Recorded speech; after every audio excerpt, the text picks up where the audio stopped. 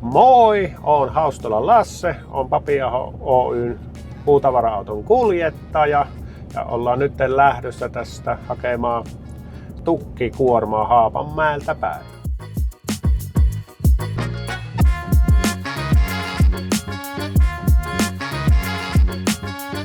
Olen ollut alalla 15 vuotta. Vuodesta 2010 lähtien olen siis puita ajanut. Isoja autoja olen ajanut koko elämäni kohta 30 vuotta. Taitaa 28 vuotta tulla täyteen niin kuljetusalalla, mutta itse puita kärräillyt nyt 15 vuotta ja koko urani on ollut puutavara-auto-ura ollut täällä Papiaholla töissä.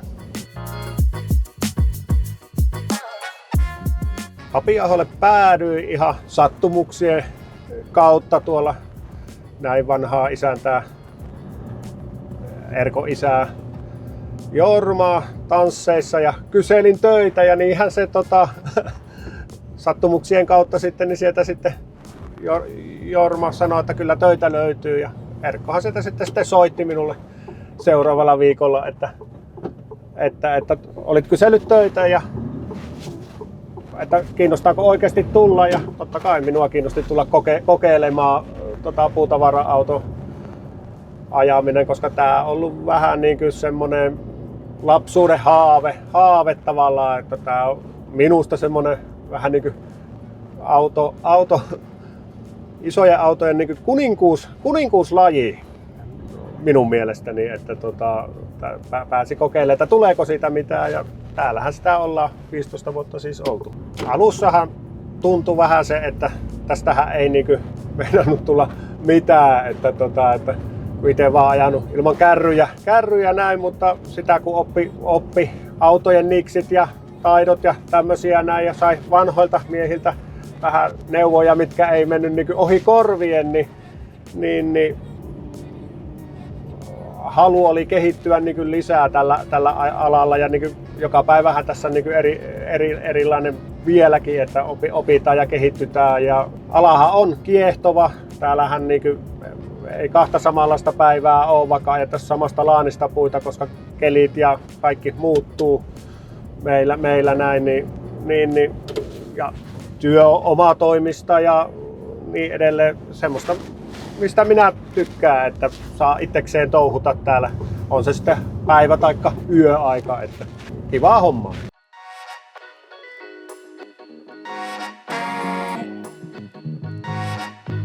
Haasteitahan tässä työssä on teitten kunnot näin, niin se kyllä laittaa niin välillä kokeneemmankin kuljettajan vähän koville täällä. Tieverkko välillä talvella ihan surkeassa kunnossa täällä saa jännittää, että pysyykö tiellä ja tietysti haasteita välillä tietysti mehtäpäässäkin on aina saa olla tarkkana, kelit vaihtelee ja näin edelleen, että lähinnä haasteet on nimenomaan teitten puolella ainakin omalla henkilökohtaisesti täällä näin, että muutenhan tää homma on ihan mukavaa.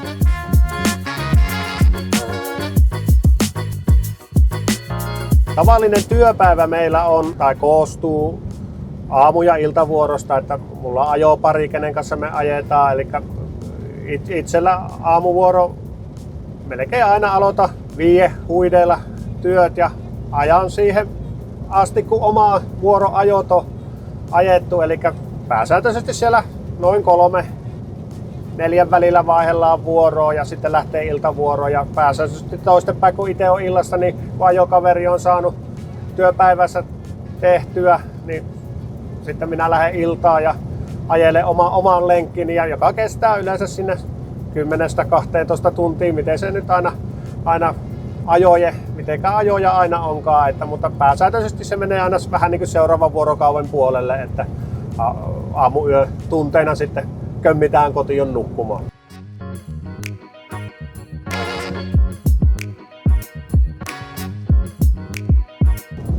Mehän kuljetetaan puita yleensä Äänekoskelle tuossa noin, sitten käydään sahoilla pyörimässä tuolla Hankasalami.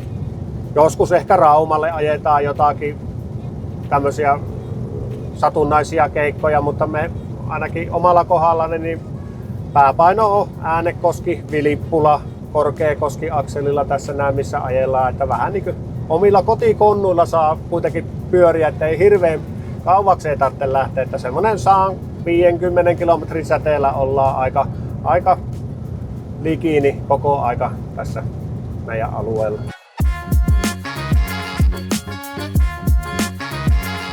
Työhän on hyvin tämmöistä yksinäistä työtä ja toki työkavereiden, ajokavereiden kanssa tässä aina rupatellaan ja täytyyhän aina muksuillekin soittaa, että onko kaikki kotona hyvin ja niin edelleen. Että itse on vähän semmoinen luonteeltani, että soitan kun on asiaa, että en niin kuin sillä lailla viihti rupatella ja räpätellä turhia. Että jotkut soittelee aina välillä ja sitten vähän aikaa jutellaan ja sitten mennään, että tavallaan yksin saa tehdä ja kavereitakin saa puhelimella kiinni, jos haluaa, mutta itse on vähän semmoinen, että tänne tullaan töihin ja tehdään työtä ja turhia juttelematta. Omassa työssä tietysti kesä on aina parasta aikaa, kun on valosaa. Kevät, kesä näkee ympäri vuorokauden. Syksy kun tulee, niin kuin nyt kuvasta näkyy, niin vettä sataa ja on melkein aamusta iltaa pimeätä ja työvaloja saa käytellä. Se toki väsyttää aina pimeässä töiden tekoa, että se on raskasta.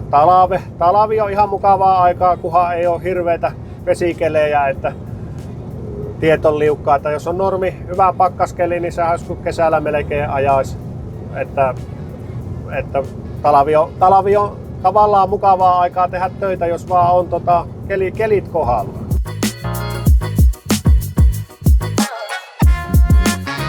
Työturvallisuuteen liittyviä asioita tietysti tässä työssä pitää aina huomioida, niin kuin näin syksypimeellä ja syksyisin ja ympäri vuodenkin, että pitää olla meillä näkyvät vaatteet ja kypärät pitää olla aina päässä ja työturvallisuushan on vähän niin kuin ykkösjuttu näissä hommissa, että siitä kun pidetään omasta työskentelystä ja työskennellään sitten tiellä, nosturissa, tehtailla, missä vaan, niin pidetään turvavarusteet kunnossa ja autot on valot kunnossa ja kaikki muut, niin työhän on silloin turvallista suorittaa ainakin omalta osalta. Ainahan sitten liikenteessä on meitä muitakin, että millä me ei voida vaikuttaa millään lailla, mutta työturvallisuus muuten, niin se on niin ykkösasia aina. Että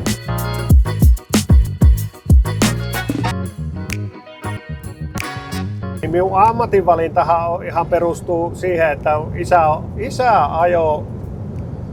on ajanut vähän tukkirekkaakin ja hiekka-autoja, kuorma-autoja koko elämän ja siinä samalla tietysti on pikkupoikana istunut päivät pitkät kyyvissä niin ja nähnyt, että tämähän on mukavaa, että olisi ehkä tehdä töitäkin näin ja tietysti siitä se kipinä on syntynyt ja tukkiautoiluun vielä vähän tähän se kipinä syttyi vielä siinä, kun mun 2 setää on ajellut puita ja toinen mun sedistä jo edesmennyt, niin Aulis niin oli täällä firmassa 35 vuotta töissä.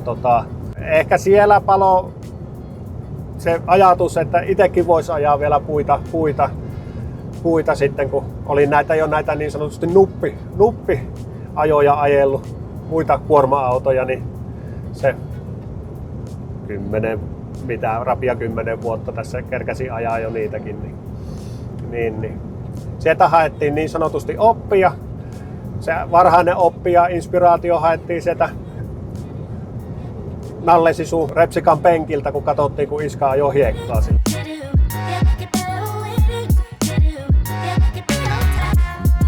Tämä alahan on tietysti, mitä itse oli pikkupoika ja tähän päivään, niin autothan on kehittynyt ihan julmasti, että kun miettii, että itse oli jossakin Karhusisun hytissä siellä ja haaveili tästä ammatista ja sitten kun itse on alkanut ajelee, mitähän se oli 2000-luvun alussa suurin piirtein, siellä huidella 90-luvun lopussa ja tullut tähän päivään, niin nämä autot on kehittynyt niin hurjasti, että sitä ei voi itse voi kuvitellakaan, että millä vehkeillä itse on aloittanut nämä ja mitä nyt ajaa, niin näähän on niinku yö ja päivä niin sanotusti nämä autot on kehittynyt, että tämähän on niin lepposaa ajamista näin hyvillä keleillä täällä näin, että muuta kuin menee ja pääsee. Kaikille, ketkä tälle alalle niin tahtoisi tulla kokeilemaan, niin kyllä pieniä vinkkejä olisi se, että tietysti palo pitää olla tähän hommaan. Että tietysti, että jos sulla on pelkkä kortti takataskussa, näin, niin se välttämättä se minun mielestäni se ei vielä piisaa. Siihen pitää olla se innostus, että pienikin innostus, että tulet niin kokeilemaan tätä alaa. Kyllähän niin parhaat jo melkein koulun penkeiltä haetaan sieltä ja ne innokkaimmat, jos vaan niin itse uskaltaa mennä ja kysyä, että minua kiinnostaisi tulla kokeilemaan ja näyttää, että vähän taitojaan taikka näe, että se, minkälainen ihminen olet ja näin, niin lähinnä se, että niin itsekin tuli rohkeasti tultua kysyttyä, että onko täällä töitä ja että pääseekö kokeilemaan. Ja täällähän sitä ollaan vielä kokeilemassa. Tämä on kokeilua koko aika. Kaikki aina muuttuu ja yksikään päivä on samanlainen, niin tämä on niin oppimista tälle alalle ihan koko aika, mutta ei muuta kuin soittelemaan firmoihin ja kysellä, että onko mahdollisuuksia tulla kokeilemaan ja sieltä sitä ehkä pääsee. Töitä löytyy kyllä, ihan 100 varmasti. On jo eläköityviä miehiä meillä paljon tällä alalla näin, niin jos olet vaan oikeasti kiinnostunut, niin ehdottomasti niin kannattaa kysellä.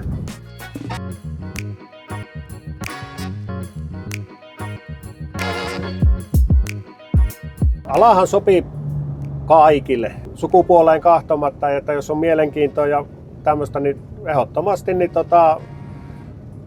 kannattaa kysellä ja tulla kokeilemaan, että minkälaista on puutavara-ajo. Sen puoleen ei ole niin kuin, että minkälainen luonteenpiirre on ja tämmöinen näin, niin minusta ei ole niin väliä. Toki tietysti, jos olet ihan arka ja tämmöinen näin, niin kyllä pikkusen pitää olla semmoista omanlaista rohkeutta ja tämmöistä näin, että täällä pärjäilee näiden isojen autojen kanssa, että ei niin kuin ihan niin sanotusti arkajalka, kaasujalka, niin se ei välttämättä niin aina ole se paras vaihtoehto, mutta toki siihenkin työhön oppii ja kaikkea, että oppii niksitä naksut, että mutta omanlainen mielenkiinto pitää olla tähän työhön.